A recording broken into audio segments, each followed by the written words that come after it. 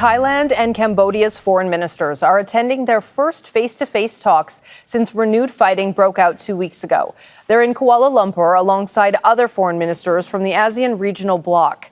It's part of a renewed diplomatic effort to end the border conflict. Fighting has killed at least 60 people and displaced around 800,000 on both sides.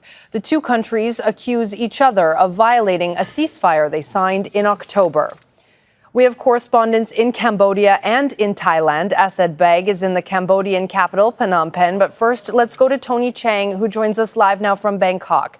So, Tony, both sides can agree, obviously, that talks are needed. But what both sides can't seem to agree on is that they're at fault in some way. What is Thailand looking for in these talks?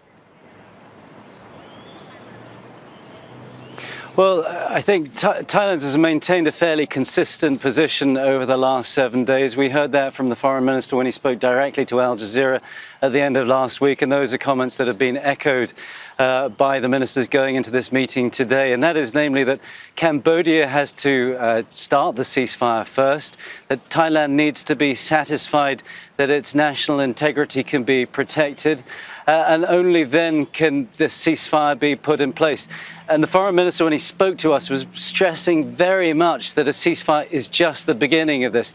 The infrastructure of the agreement, which was put in place and signed by both prime ministers in October, accompanied by Donald Trump and Anwar Ibrahim, Malaysia's prime minister, all of that is currently back on the table. I think the ASEAN meetings are really trying to push for that to be implemented again, to use the same structure again. At that meeting, we were also expecting to hear from a group of ASEAN advisors who've been in the region, in that disputed border area since the initial clashes in the summer this year. They were going to present a report, but Malaysia's foreign minister also said in the opening remarks that this is now a regional crisis. We've just seen in the last 15 minutes here at Government House in Bangkok, Prime Minister Anutin Charnvirakul, who was hosting a meeting of Thailand's National Security Council, come out and bid farewell to China's ASEAN advisor. And he was in Phnom Penh yesterday. We think he's been here talking about this crisis itself. So there is certainly a lot of international pressure coming to bear on Thailand and presumably Cambodia as well to bring an end to this. Whether that's going to happen later today in KL, I think we're still waiting to find out. All right, let's get the view from Cambodia now and Baig in Phnom Penh. So you heard from Tony there that Thailand is sort of waiting for Cambodia to cease fire first. Is there enough trust there for Cambodia to do that? What's the view where you are? I think the answer to that simple is no, there isn't enough trust there. Cambodia's perspective has been very clear about this conflict from the very start.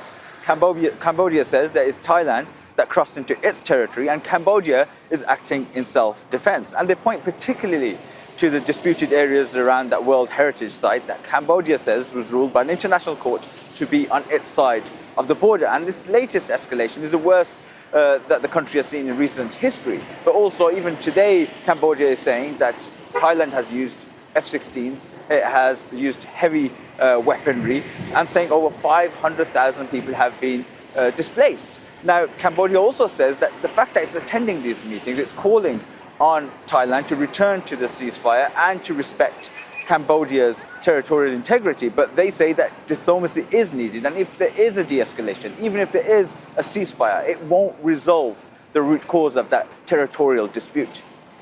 So the talks are ongoing, but Tony, to you in Bangkok, let's talk about the people who are on the border, who are dealing with this conflict firsthand. How do they feel about these talks, or are they just looking for action at this point? I think at this stage, they just want to get home. We've seen this before, and the last time this flared up in the summer, that in the initial fighting, people were very quick to move out to the evacuation centres. They are very well organised on the Thai side. Thailand has certainly been prepared for this for some time. But as time goes on, you know, this is hundreds, in some cases thousands of people living in civic halls and sports stadiums under pretty cramped conditions. There is food there are sanitary conditions are basic but acceptable. But as time goes on, They're really concerned about their homes. A lot of that shelling has been going into villages, into their land. They're concerned in some cases about livestock that they've had to leave behind. And I think they just want life to get back to normal. Of course, we've seen fighting flare up in the last 15 days and previously in the summer, but this is a situation which the tension has really rose at the beginning of this year. And I think people are very keen to see the border restrictions relaxed. There was a lot of movement of labor over the border and economic movement across the border. That has now completely stopped. And I think people just want to get back to a normal life. And Asad, I imagine that there's a very similar conversation happening where you are with people who are living on the border, with hundreds of thousands of people already displaced in this conflict. How long can they last living in these shelters? How concerned is there that this is going to be a prolonged crisis for a huge number of people? Well, there's a considerable amount of concern and anxiety around the amount of people that have been displaced and those border communities that have been hit hard, and the concern that even though talks are ongoing, the fighting is continuing. The mood here is tense, but also one of nationalism. People here that I've spoken to, everyone wants this conflict to stop. Everyone wants a de-escalation, a ceasefire, but also they see themselves as standing up to a much stronger neighbor, militarily, economically, demographically. Thailand has a larger population, it has a bigger economy, it has a more advanced military. And that imbalance is very well understood here. But also there's this quiet concern about the economic fallout. Cambodia relies heavily on trade with Thailand more than the other way around. And there's concern that that instability will have an impact on livelihoods. But there's also an understanding that, as I said before, even if there's a de-escalation or a ceasefire, there's a lack of trust, and that it won't resolve the core issues that are rooted in history, territorial disputes, and national pride. Asad Baig in the Cambodian capital, Phnom Penh, Tony Cheng in Bangkok. Thank you both for your reporting. Don't miss out and get the full picture. Subscribe to Al Jazeera for reliable news and expert insights. Like, share, stay ahead.